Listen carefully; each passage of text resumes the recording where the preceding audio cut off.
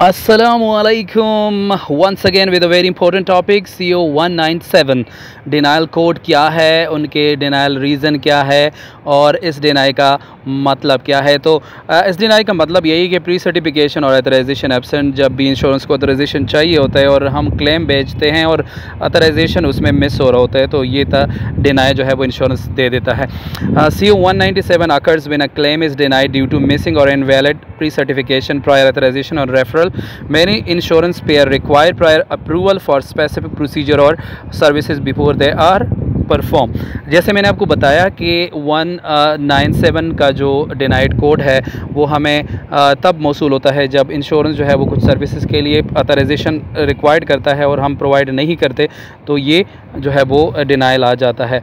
अब हम इस एग्जांपल में कोड करते हैं missing prior authorization for MRI के लिए ऑथराइजेशन रिक्वायर्ड थी। सिनेरियो ये था कि provider submits a claim for an MRI scan but the payer requires prior authorization. Since authorization was not obtain the claim is denied with CO 197। नाजरीन, MRI scan के लिए insurance ने request की है ऑथराइजेशन के लिए और क्लेम सबमिट हो गया विदाउट ऑथराइजेशन, तो इस केस में जो है वो क्लेम डिनाई हो गया है CO 197 का।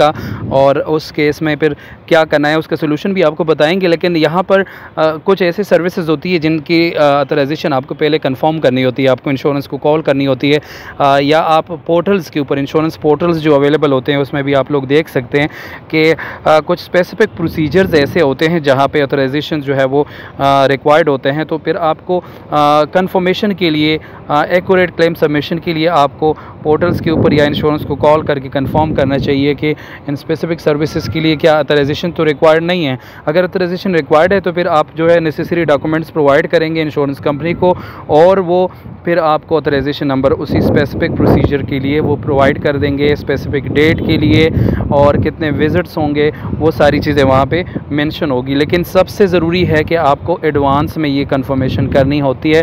अगर लेट सपोज़ वो डिनाई हो जाता है और आप भूल जाते हैं तो उसमें रेट्रो ऑथराइजेशन का भी ऑप्शन है। कुछ इंश्योरेंसेज आपको प्रोवाइड कर देती है, लेकिन डिपेंड करता है इंश्योरेंस के प्लान्स के हवाले से। सोल्यूशन क्या है जी? Verify if prior authorization was required for the MRI procedure with the insurance. जैसे मैंने आपको बताया कि आपको वेरीफाई करना चाहिए कि क्या इस प्रोसीजर के लिए रिक्वायर्ड है कि नहीं। If prior authorization was not obtain, request a retro authorization if the payer allows it. जैसे मैंने आपको बताया कि आपको क्या करना चाहिए, सबसे पहले वेरिफिकेशन करनी है ऑथराइजेशन जो आपके पास, अगर कुछ प्रोसीजर के लिए ऑथराइजेशन चाहिए होते हैं तो आपको वेरिफिकेशन करनी चाहिए। सेकंड, कुछ केसेस ऐसे होते हैं कि जब आप भूल जाते हैं ऑथराइजेशन लेने में और फिर आप जब क्लेम आपके पास डिनाई हो जाता है तो उस केस में आप जो है वो इंश्योरेंस को रिक्वेस्ट करते हैं कि हमें रेट्रो ऑथराइजेशन प्रोवाइड करें। ये पेशेंट आया हुआ था इमरजेंसी में और हमने सर्विसेज प्रोवाइड तो कर लिए लेकिन हमने ऑथराइजेशन नहीं ली। थर्ड जो हमारा है, the pair does not allow retro authorization, discuss alternative option with the provider and patient। अगर कुछ इंश्योरेंस जो है वो अलाउ नहीं करती रेट्रो ऑथराइजेशन के लिए, फिर आपको क्या करना है, अपने डॉक्टर के साथ और पेशेंट्स के साथ जो है वो ये डिस्कस करना होगा कि इंश्योरेंस जो है वो ऑथराइजेशन तो नहीं दे रही, इसीलिए जो है वो आपको एक अल्टरनेटिव ऑप्शन जो है वो सेलेक्ट करना होगा। अल्टरनेटिव ऑप्शन क्या हो सकते हैं कि वो एक तो पेशेंट जो है वो उसको पे करना होगा, सेल पे अमाउंट के तौर पर जो है वो उसको पे करना होता है। फिर अगर वो एक साथ पे नहीं कर सकते तो उसके लिए पेमेंट प्लान का भी ऑप्शन मौजूद है।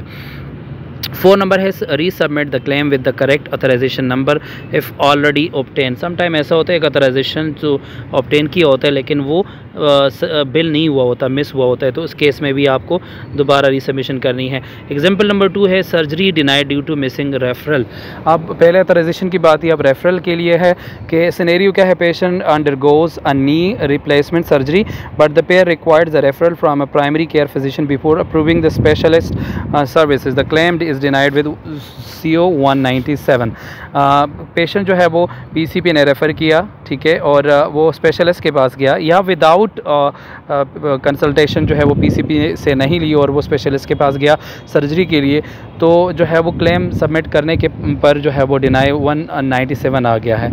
अब इसका सोल्यूशन क्या है, contact the referring provider to obtain the missing referral. अगर आप जो है जो रेफरिंग प्रोवाइडर जो PCP है उनसे कंटेक्ट करना होगा कि भाई आप जो है पेशेंट को रेफ़र कर चुके हैं लेकिन रेफरल नंबर जो है आपने नहीं इशू कराया, तो वो जो है वो प्रोवाइड कर देगा। If the referral was already issued but not included, resubmit the claim with the referral details. अगर रेफरल जो है वो डॉक्टर प्रोवाइड कर चुका है लेकिन क्लेम में बिल नहीं हुआ, तो फिर क्या करेंगे, रीसबमिट करेंगे क्लेम को with that certain referral number और करेक्टेड क्लेम भेजेंगे और ये मेंशन कर देंगे कि हमने रेफरल भेज दिया है। सम टाइम ऐसा होता है कि आपको जो है वो अपील की शक्ल में भी रीसबमिशन करनी होती है, तो आपको मेक श्योर करना है कि आप जो है वो क्या बेस्ट वे है टू रीसबमिट द क्लेम। जो रेफरिंग प्रोवाइडर है, रेफरेंस नंबर है, वो भी एक्यूरेट होना चाहिए। सम टाइम ऐसा होता है कि कोई भी डिजिट मिस हो जाता है, आप रेफरल तो बिल कर देते हैं लेकिन रेफरल नंबर सही नहीं होता या रेफरल प्रोवाइडर की इन्फॉर्मेशन ठीक नहीं होती। मतलब फॉर एग्जांपल फर्स्ट नेम जो है वो सेम आ रहा है लेकिन लास्ट नेम जो है वो आपने डॉक्टर का गलत अपडेट कर दिया क्लेम में, रेफरिंग प्रोवाइडर आपने गलत अपडेट कर दी है, बेशक रेफरल नंबर आपने ठीक डाला हुआ है लेकिन उसके अगेंस्ट जो रेफरिंग प्रोवाइडर है वो गलत है, तब भी क्लेम जो है वो डिनाई हो जाता है विद CO 197। तो मेक श्योर कीजिएगा कि जो डिटेल आप प्रोवाइड करें वो एक्यूरेट हो, टाइमली हो। अच्छा, इसके अलावा नंबर 3 है, if no referral was obtain check if an appeal can be made with supporting medical necessity documentation. जैसे मैंने आपको कहा कि अगर लेट सपोज रेफरल जो है वो ऑब्टेन नहीं किया गया तो आप क्या करेंगे, आप अपील भी कर सकते हैं सपोर्टिव मेडिकल डॉक्यूमेंट्स के साथ। अब इंश्योरेंस को बताएंगे कि भाई मैंने जो ये क्लेम भेजा है ये नेसेसरी था, इसकी ज़रूरत थी पेशेंट को और ये मैं तमाम नेसेसरी डॉक्यूमेंट जो है ये मैं भेज रहा हूँ आपको और अपील कर रहा हूँ मैं कि ये पे होना चाहिए। सेकंड ये 4 नंबर पे, educate the billing and front desk staff to verify authorization and referral requirement before scheduling such a procedure in the future. ये मोस्ट इम्पोर्टेंट जो है स्टेप है जिसमें आप जो है बिलिंग टीम को और साथ फ्रंट डेस्क जो स्टाफ है वो इस चीज़ के बारे में उसको एजुकेट किया जाए कि वो जब भी क्लेम अपॉइंटमेंट लेते हैं तो अपॉइंटमेंट के लिए उनको क्या ऑथराइजेशन और वेरिफिकेशंस करनी चाहिए ऑथराइजेशन की, रेफरल की, कि क्या इन प्रोसीजर्स के लिए ऑथराइजेशंस तो नहीं रिक्वायर्ड, इनके लिए रेफरल तो नहीं चाहिए।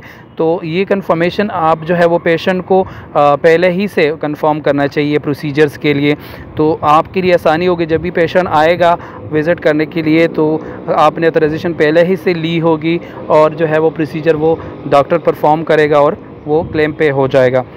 अच्छा, यहाँ पे कुछ इंपॉर्टेंट इसमें हमने समरी निकाली है, टेक अवेज जो यहाँ पे की पॉइंट्स हैं। Always check your guidelines for authorization referral requirement before service are rendered.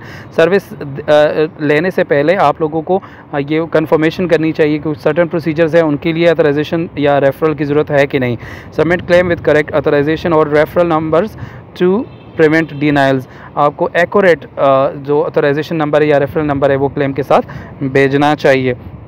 इसके अलावा if denied work with provider and insurance to obtain retro authorization, अगर वो डिनाई हो जाता है तो आपको क्या करना चाहिए, आप डॉक्टर के साथ मिलके इंश्योरेंस के साथ बात करके रेट्रो ऑथराइजेशन के लिए आप अप्लाई करें ताकि टाइमली जो है आपको रेट्रो ऑथराइजेशन मिल सके और आप क्लेम जो है वो सबमिट कर सके।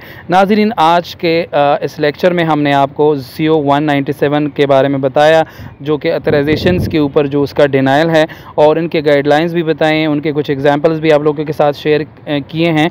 अब जैसे ही आप लोगों के पास इस तरह का डिनाई आता है तो अब आप लोगों की जानकारी हो गई है कि आपको एक्शन क्या लेना है, आपको क्लेम सबमिशन से पहले क्या करना चाहिए। अपना बहुत सारा ख्याल रखिएगा। अल्लाह हाफिज़।